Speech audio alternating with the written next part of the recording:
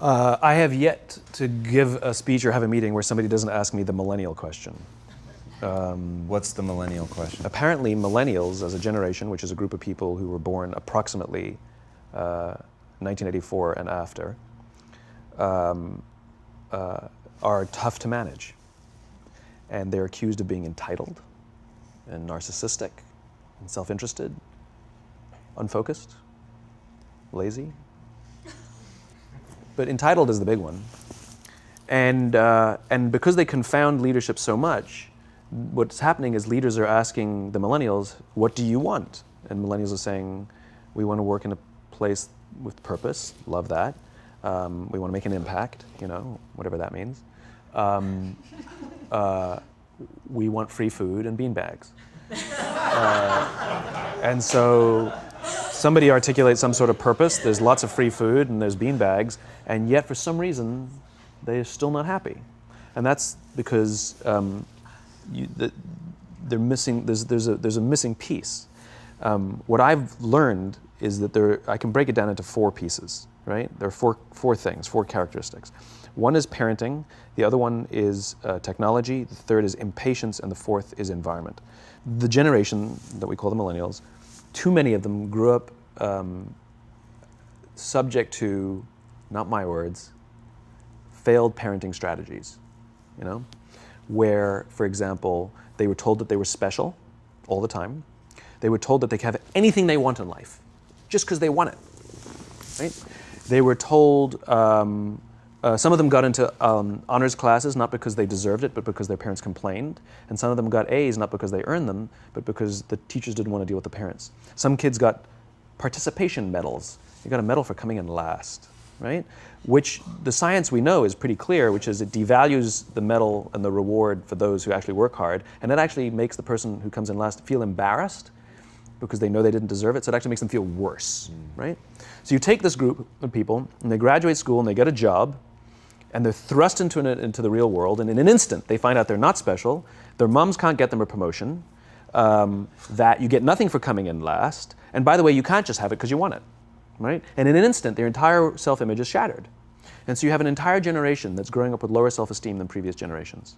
The other problem, to compound it, is we're growing up in a Facebook, Instagram world. In other words, we're good at putting filters on things. We're good at showing people that life is amazing even though I'm depressed, right? And so everybody sounds tough, and everybody sounds like they got it all figured out. And the reality is there's very little toughness, and most people don't have it figured out. And so when the more senior people say, well, what should we do? They sound like, this is what you got to do. And they have no clue, right? So you have an entire generation growing up with lower self-esteem than previous generations, right? Through no fault of their own, right? They were dealt a bad hand, right? Now let's add in technology. We know that engagement with social media and our cell phones releases a chemical called dopamine. That's why when you get a text, it feels good, right? So we've all had it where you're feeling a little bit down or feeling a bit lonely, and so you send out 10 texts to 10 friends, hi, hi, hi, hi, hi, because it feels good when you get a response, right? Right? It's why we count the likes. It's why we go back 10 times to see if my Instagram is growing slower. Did I do something wrong? Do they not like me anymore, right? The trauma for young kids to be unfriended, right? Because we know when you get a hit of dopamine, which feels good. It's why we like it. It's why we keep going back to it. Dopamine is the exact same chemical that makes us feel good when we smoke, when we drink, and when we gamble. In other words, it's highly, highly addictive. Right? We have age restrictions on smoking, gambling, and alcohol, and we have no age restrictions on social media and cell phones, which is the equivalent of opening up the liquor cabinet and saying to our teenagers, hey, by the way, this adolescence thing, if it gets you down. But that's basically what's happening. Right? That's basically what's happening. You have an entire generation that has access to an addictive, numbing chemical called dopamine through social media and cell phones as they're going through the high stress of adolescence. Why is this important? Almost every alcoholic discovered alcohol when they were teenagers. When we're very, very young, the only approval we need is the approval of our parents. And as we go through adolescence, we make this transition where we now need the approval of our peers. Very frustrating for our parents, very important for us. It allows us to acculturate outside of our immediate families into the broader tribe, right? It's a highly, highly stressful and anxious period of our lives, and we're supposed to learn to rely on our friends. Some people, quite by accident, discover alcohol and numbing effects of dopamine to help them cope with the stresses and anxieties of adolescence. Unfortunately, that becomes hardwired in their brains, and for the rest of their lives, when they suffer significant stress, they will not turn to a person, they will turn to the bottle. Social stress, financial stress, career stress, that's pretty much the primary reasons why an alcoholic drinks, right? What's happening is because we're allowing unfettered access to these dopamine-producing devices and media, basically it's becoming hardwired, and what we're seeing is as they grow older, too many kids don't know how to form deep, meaningful relationships. Their words, not mine. They will admit that many of their friendships are superficial.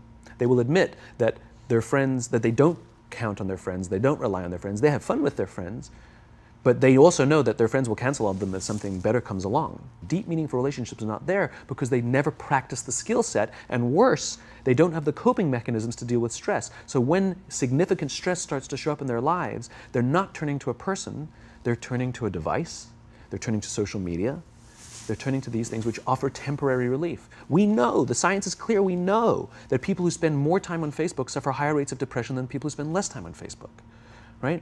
These things balanced. Alcohol is not bad, too much alcohol is bad. Gambling is fun, too much gambling is dangerous, right? There's nothing wrong with social media and cell phones. It's the imbalance, right? If you're sitting at dinner with your friends and you're texting somebody who's not there, that's a problem. That's an addiction.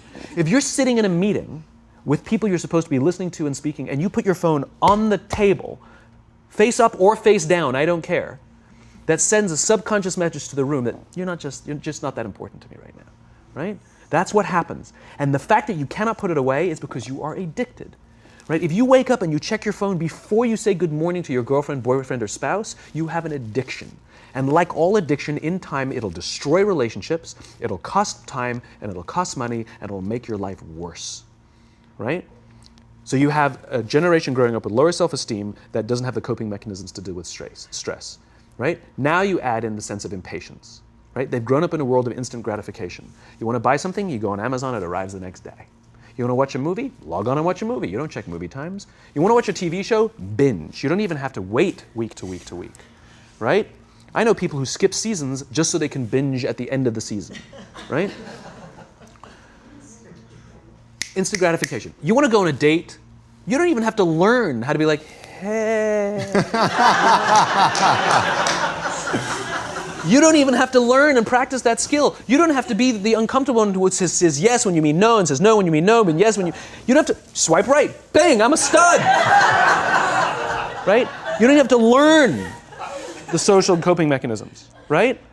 Everything you want, you can have instantaneously. Everything you want, instant gratification, except job satisfaction and strength of relationships. There ain't no app for that. They are slow, meandering, uncomfortable, messy processes.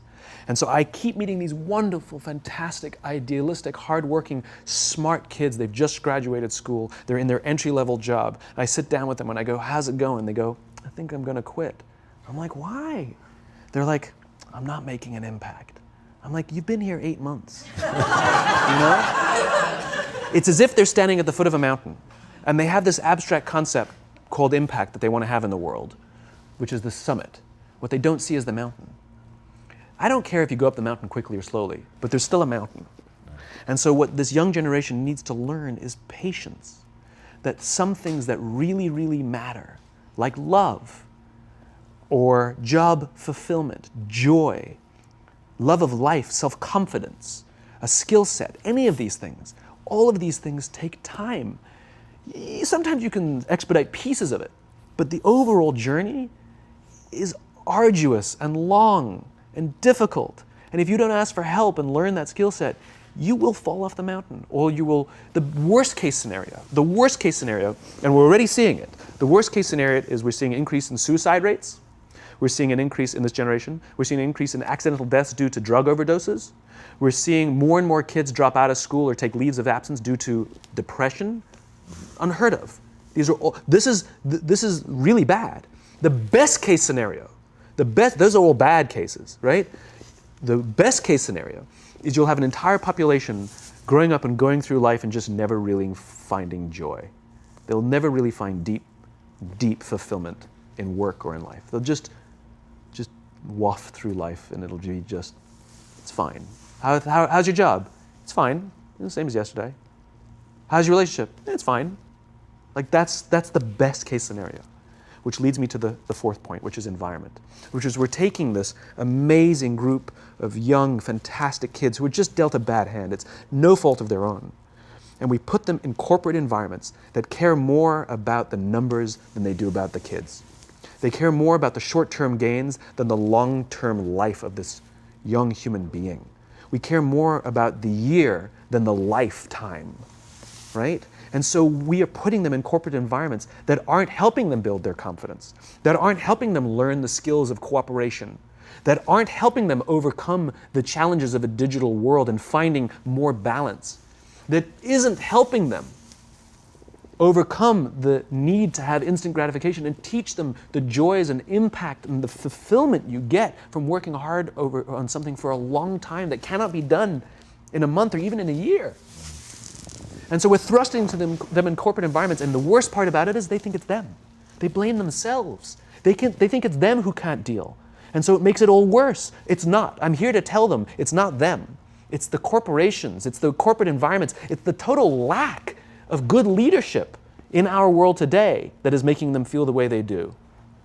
They were dealt a bad hand, and I hate to say it, but it's the company's responsibility. Sucks to be you, like we have no choice, right?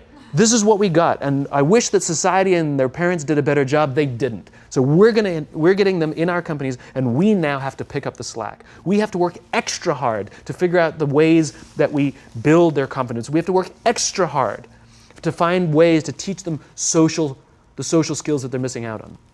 There should be no cell phones in conference rooms. None. Zero. And I don't mean the kind of like sitting outside waiting to text. I mean like when you're sitting and waiting for a meeting to start, this is what we all do. We all sit here and wait for the meeting to start. Meeting starting? Okay. And we start the meeting. No, that's not how relationships are formed. Remember we talked about it's the little things? Relationships are formed this way. We're waiting for a meeting to start and we go, how's your dad? I heard he was in the hospital. Oh, he's really good. Thanks for asking. He's actually at home now. Oh, I'm really glad. It was really amazing. I know, it was really scary for a while. That's how you form relationships. Hey, did you ever get that report done? Oh my God, no, I didn't. I'll help you out. Can I help you out with that? Really? That's how trust forms. Trust doesn't form at an event in a day. Even bad times don't form trust immediately. It's the slow, steady consistency. And we have to create mechanisms where we allow for those little innocuous interactions to happen. But when we allow cell phones in conference rooms, we just, okay, have the meeting. And then my favorite is like when there's a cell phone there and you go like this, you go. It rings and you go. I'm not going to answer that. Like, Mr. Magnanimous, you know? When you're out for dinner with your friends, like, I do this with my friends. When we're going out for dinner and we're leaving together, we'll leave our cell phones at home. Who are we calling? Maybe one of us will bring a phone in case we need to call an Uber or take a picture of our meal. That goes without saying, come on. I'm an idealist, but I'm not insane. You know? Not a heathen. I mean, it looked really good. We'll take one phone. And so it's like an alcoholic. The reason you take the alcohol out of the house is because we cannot trust our willpower. We're just not strong enough. But when you remove the temptation, it actually makes it a lot easier. And so when you just say, don't check your phone, people literally will go like this. And somebody will go to the bathroom, and what's the first thing we do? Grab the phone. Because I wouldn't want to look around the restaurant for a minute and a half, you know? But if you don't have the phone, you just kind of enjoy the world. And that's where ideas happen. The constant engagement is not where you have innovation and ideas. Ideas happen when our minds wander and we go, and you see something, I bet they could do that. That's called innovation, right? But we're taking away all those little moments, right? You should not, and none of us should charge our phones by our beds. We should be charging our phones in the living rooms, right? Remove the temptation. You wake up in the middle of the night because you can't sleep, you won't check your phone, which makes it worse. But if it's in the living room, it's relaxed, it's fine. But it's my alarm clock. buy an alarm clock. They cost $8, right? I'll buy you an alarm clock, right? But the point is we now in industry, whether we like it or not, we don't get a choice. We now have a responsibility to make up the shortfall and to help this amazing, idealistic, fantastic generation build their confidence, learn patience, learn the social skills, find a better balance between life and technology. Because, quite frankly, it's the right thing to do.